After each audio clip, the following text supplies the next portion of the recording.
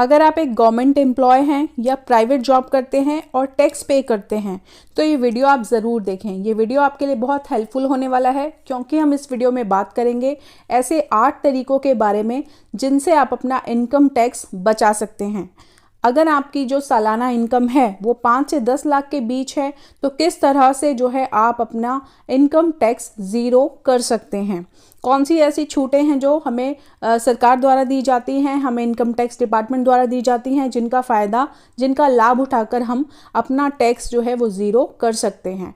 हो सकता है आप सेंट्रल गवर्नमेंट एम्प्लॉय हों, दिल्ली गवर्नमेंट के एम्प्लॉय हों, या फिर किसी स्टेट गवर्नमेंट के या प्राइवेट DOE MCD किसी भी डिपार्टमेंट से हो सकते हैं। तो अगर आप एक टैक्स पेयर हैं तो वीडियो को ज़रूर देखें।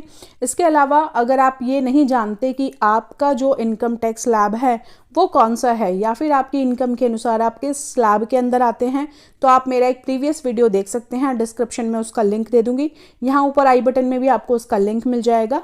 वहाँ पर जाकर आप अपना टैक्स स्लैब चेक कर सकते हैं कि आपकी इनकम के अकॉर्डिंग आप किस टैक्स स्लैब के अंदर आते हैं और क्या टैक्स जो है आप कितना जो है आपको अपना टैक्स बचाना है। ठीक है, तो आप वो भी देख सकते हैं। तो यहाँ पे हम 8 तरीकों के बारे में जानेंगे। चलिए बिना देरी के स्टार्ट करते हैं हम अपना वीडियो। तो फर्स्ट है आपका स्टैंडर्ड डिडक्शन। स्टैंडर्ड डिडक्शन जितने भी सैलरी पाने वाले कर्मचारी होते हैं उनके लिए होता है ये, और इसके तहत आपका 50,000 रुपये का डिडक्शन किया जाता है, जिसमें कि आपकी जो टोटल सालाना इनकम होती है उसमें से 50,000 रुपये की छूट आपको ऑटोमेटिकली मिल जाती है। मान लीजिए आपकी इनकम 7 लाख रुपये है। ठीक है, मान लीजिए आपकी इनकम 7 लाख रुपये है, तो इसमें से 50,000 रुपये हम ऑटो डिडक्शन में डाल देते हैं, और जो है आपका यहाँ पे आपकी जो इनकम हो जाती है वो जाती है आपकी 6,50,000 रुपये। ठीक है, तो ये चीज़ हो गई है पहली। दूसरा है आपका गवर्नमेंट सेविंग स्कीम्स। इसके तहत आप किस तरह से टैक्स बचा सकते हैं।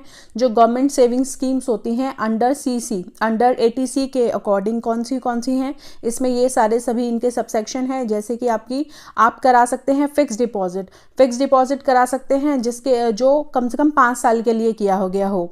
ठीक है, वो उस पर छूट आपको मिल सकती है। आप LIC करा सकते हैं, PLI करा सकते हैं, आप सुकन्या समृद्धि योजना के तहत छूट ले सकते हैं, आप PPF में जमा करा सकते हैं। PPF आपको पता ही होगा, पब्लिक प्रोविडेंट फंड होता है जो उसमें जमा करा सकते हैं। इसका लॉक इन पीरियड 15 ईयर्स का होता है। ELSS ये एक टाइप का म्यूचुअल फंड्स है और इसमें भी आप करा सकते हैं, और इसका जो लॉक इन पीरियड होता है वो आपका सबसे कम 3 साल का होता है। तो इन सभी के तहत आप लगभग जो है वो 1.5 लाख रुपए तक की छूट जो है अपने सालाना इनकम, अपने टैक्सेबल इनकम है उसमें से ले सकते हैं। अब मान लीजिए आपकी पीछे इनकम हो गई थी आप 6.5 लाख रुपए। ठीक है, 6.5 लाख से आप सीधा 1.5 लाख रुपए अगर आप इनमें इन्वेस्ट करते हैं 1.5 लाख रुपए, तो सीधा 1.5 लाख रुपए आपकी उस टोटल इनकम से माइनस हो जाएगा। यानी कि 6.5 लाख रुपए जो आपकी इनकम बन रही थी, 1.5 लाख के बाद आपकी इनकम बचेगी कितनी, 5 लाख रुपए। ठीक है, मान लीजिए 10 लाख रुपए, जैसे मैंने आपको कहा कि 10 लाख तक आपकी अगर इनकम है तो भी आपका टैक्स ज़ीरो बन सकता है। वो भी हम आगे मैं आपको बताऊंगी। ठीक है, तो यहाँ पे आपका 1.5 ये लगा लो और 50,000 आपका ये हो गया, तो लगभग 2 लाख रुपए की सेविंग आपकी यहाँ पर हो चुकी है। ठीक है, इसके बाद बात करते हैं हम आपका NPS जो है वो आपका नेशनल पेंशन स्कीम है। अगर आप एक गवर्नमेंट एम्प्लॉय हैं तो इसके लिए आपको अलग से कुछ नहीं करना। आपकी जो सैलरी होती है, मंथली इनकम होती है, उसका 10% आपका NPS डिडक्शन होता है, आप सभी जानते ही होंगे। ठीक है, जिसमें कि आपका DA प्लस बेसिक होता है, उसका 10% है हमारा NPS में डिडक्ट होता है। ठीक है, जिसके तहत आपको 50,000 रुपये की छूट मिलती है। 50,000 रुपये का जो है वो डिडक्शन आपके जो सैलरीड जो आपका टैक्सेबल इनकम होता है उसमें से हो जाएगा। ठीक है, मान लीजिए जैसे कि आपके 2 लाख रुपये का आपका ऑलरेडी हो चुका है, तो ये 50,000 रुपये का आपका डिडक्शन और हो जाएगा। लेकिन अगर आप मान लीजिए सालाना आपका जो NPS कट रहा है वो 1 लाख रुपए के आसपास कट रहा है, तो ऐसा नहीं है कि आपकी जो डिडक्शन है या आपको जो ये इसके अकॉर्डिंग जो डिडक्शन होगा, छूट मिलेगी, वो 1 लाख की मिलेगी। आपका NPS जितना मर्जी डिडक्ट होता हो, ठीक है, लेकिन जो आपको छूट मिलेगी वो केवल 50,000 रुपये की मिलेगी। ठीक है, तो ये चीज़ हो गई है आपकी तीसरी।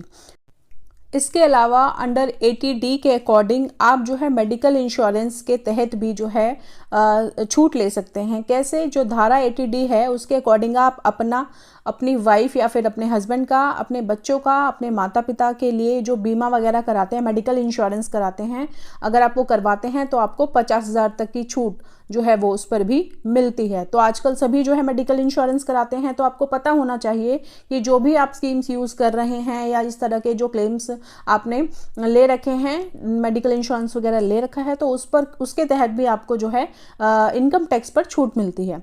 ठीक है, यहाँ पर अगर आप जो है आप सिर्फ अपनी हस्बैंड वाइफ या फिर बच्चों का कराते हैं तो ये होगी राशि 25,000 रुपये की।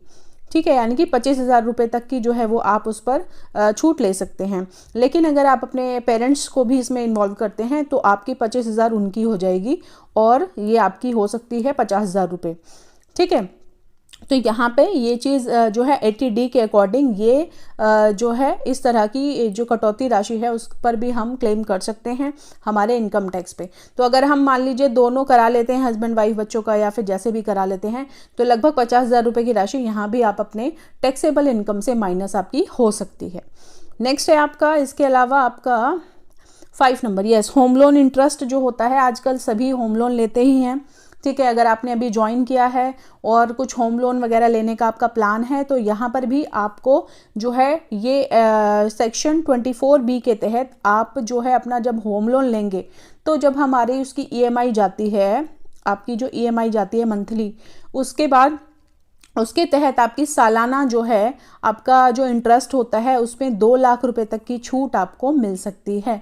इसका एक ईयरली सर्टिफिकेट बन जाता है आपके बैंक से और उसको आप जब जमा कराते हैं तो मैक्सिमम बात कर रही हूँ मैं यहाँ पर, आपको 2 लाख तक की छूट आपको मिलती है। ठीक है, हो सकता है कि आपने कम लोन लिया हो तो आपको कम की मिले या कुछ हो, तो लेकिन जो मैक्सिमम छूट है वो 2 लाख तक की हाउस लोन के अकॉर्डिंग, होम लोन के अकॉर्डिंग इंटरेस्ट के लिए मिलती है। ठीक है, तो ये बात हो गई हमारी ये 5वीं चीज़ हो गई है हमारी।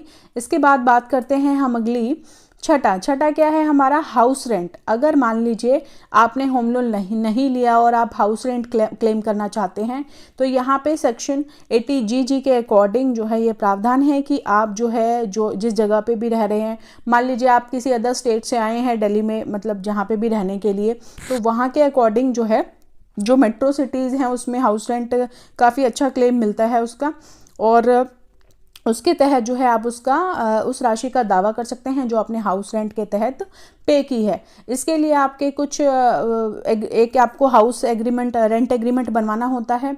इसके अलावा इसके 3 क्राइटेरिया होते हैं, वो आप देख लेंगे, मैं यहाँ पे आपको स्क्रीनशॉट भी शेयर कर दूंगी, उसके अकॉर्डिंग आपको आपका हाउस रेंट मिलता है।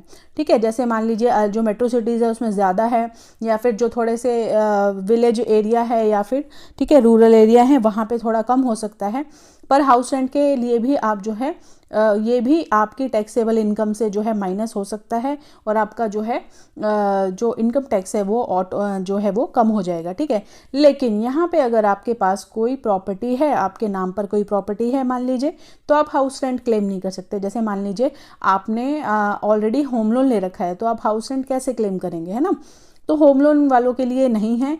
और अगर आपके नाम पे पहले से कोई प्रॉपर्टी है तो भी आप जो है इसको क्लेम नहीं कर सकते। ठीक है जी, अगला इसके अलावा आप कह सकते हैं, इसके अलावा आपके पास क्या ऑप्शन हो सकते हैं, एजुकेशन लोन। काफ़ी ज़्यादा इंपॉर्टेंट है ये, इसलिए है क्योंकि आजकल ज़्यादातर जो है जब बच्चे बड़े हो जाते हैं तो एजुकेशन लोन लेते हैं लोग, तो आप अपने लिए ले सकते हैं, अपनी वाइफ के लिए ले सकते हैं, अपने बच्चों के लिए ले सकते हैं होम लोन और एजुकेशन लोन। इसका क्या फ़ायदा है, इसका फ़ायदा ये है कि इसका जो इंटरेस्ट होता है इसका जो इंटरेस्ट होता है उसको आप 100% क्लेम कर सकते हो। यानी कि मान लीजिए जैसे कि मैंने आपको पीछे बताया था कि होम लोन जो होता है वो लगभग 2 लाख तक के उस पर आपको छूट मिलती है, ठीक है, सालाना। लेकिन जो एजुकेशन लोन होता है उस पर जो आपका टोटल इंटरेस्ट है, मान लीजिए आप साल में 3 लाख रुपए इंटरेस्ट पे कर रहे हैं, ठीक है, तो 3 लाख के 3 लाख को आप क्लेम कर सकते हैं एजुकेशन लोन के तहत। ठीक है, इसके अलावा आपके पास ऑप्शन हो सकता है आप डोनेट कर सकते हैं किसी गवर्नमेंट एसोसिएशन को, गवर्नमेंट ऑर्गेनाइजेशन को या फिर प्राइवेट ऑर्गेनाइजेशन को। तो जो गवर्नमेंट ऑर्गेनाइजेशन है उसमें अगर आप डोनेट कर रहे हैं तो आप 100% क्लेम कर सकते हैं, और अगर प्राइवेट कोई फर्म है उसको आप, एसोसिएशन है उसको आप डोनेट कर रहे हैं तो आप 50% के लिए क्लेम कर सकते हैं। इसके 2 क्राइटेरिया होते हैं। ठीक है, तो यहाँ पे मैंने आपको बताए हैं कुछ तरीके जिनसे आप अपना टैक्स जो है वो ज़ीरो कर सकते हैं। तो यहाँ पर हमने 8 ऐसे तरीकों को डिस्कस किया है जिनसे आप अपना जो इनकम टैक्स है उसको ज़ीरो कर सकते हैं। अगर आपकी इनकम इस क्राइटेरिया के बीच में है तो आप ज़रूर से जो है इन तरीकों से आसानी से अपना जो आप टैक्स, आपकी जो टैक्सेबल इनकम है वो आपकी 2.5 से 5 के बीच में आ जाएगी। और जब 2.5 से 5 के बीच में आ जाएगी तो आपका कितना बनता है, आपका इनकम टैक्स बनता है 12,500, और 12,500 बनता है ये आपका जो है ये हमको एक टैक्स रिबेट मिलती है, ठीक है, जो है 87A के अकॉर्डिंग हमें एक टैक्स रिबेट मिलती है। और जब 5 लाख से कम की इनकम होती है तो हमारा जो टैक्स होता है वो कितना, 0 बनता है। तो ऑब्वियसली इन तरीक़ों से जो है आपका टैक्स जो है वो कम हो सकता है, 0 हो सकता है। बाकी अगर आप नहीं जानते, आपने अभी ज्वाइन किया है, आप फ्रेशर हैं, आपने न्यू ज्वाइन किया है, आप नहीं जानते कि आपकी कितनी इनकम के अकॉर्डिंग कैसे कैसे टैक्स आप कैलकुलेट होगा या किस इनकम टैक्स स्लैब में आप आते हैं, तो मैं आपको डिस्क्रिप्शन में एक लिंक प्रोवाइड कर दूंगी, वहाँ पर जाके आप उस वीडियो को देख सकते हैं, जहाँ पर मैंने सभी इनकम टैक्स जो न्यू इनकम टैक्स हैं स्लैब हैं आपके 2022-23 के अकॉर्डिंग, वहाँ पर मैंने पूरा उसको समझाया हुआ है। वहाँ पे आप देख सकते हैं कि आप किस टैक्स स्लैब में आते हैं, कितना आपका टैक्स बनेगा और कितनी आपको बचत करने की ज़रूरत है। ठीक है, मान लीजिए आप एक न्यू ज्वाइनिंग है और आपकी इनकम बनती है 8 लाख रुपए, ठीक है, आपकी जो इनकम है वो है आपकी 8 लाख रुपए सालाना। तो अब 5 लाख से नीचे करने के लिए आपको लगभग 3 लाख रुपए का यहाँ पे क्या करना पड़ेगा, 3 लाख रुपए को आपको दिखाना पड़ेगा सेविंग्स में या फिर जो भी मैंने यहाँ पे तरीके बताए हैं उनमें। तो जब आप 5 लाख से नीचे आ जाएंगे तो आपका जो टैक्स है वो हो जाएगा आपका 0। ठीक है, 12,500 बनता है वैसे तो, लेकिन जो रिबेट मिलती है हमें 87D के अकॉर्डिंग, 87A के अकॉर्डिंग उसका इनकम, उसके तहत आपका इनकम टैक्स 0 हो जाएगा। तो वो भी आप जाके देख सकते हैं, चेक कर सकते हैं। तो आई होप आपको ये वीडियो पसंद आया होगा, समझ में आया होगा, अच्छा लगा होगा। तो अगर आपको ये वीडियो पसंद आया हो तो इसे लाइक करना ना भूलें, शेयर करना ना भूलें और चैनल को ज़रूर सब्सक्राइब करें। धन्यवाद।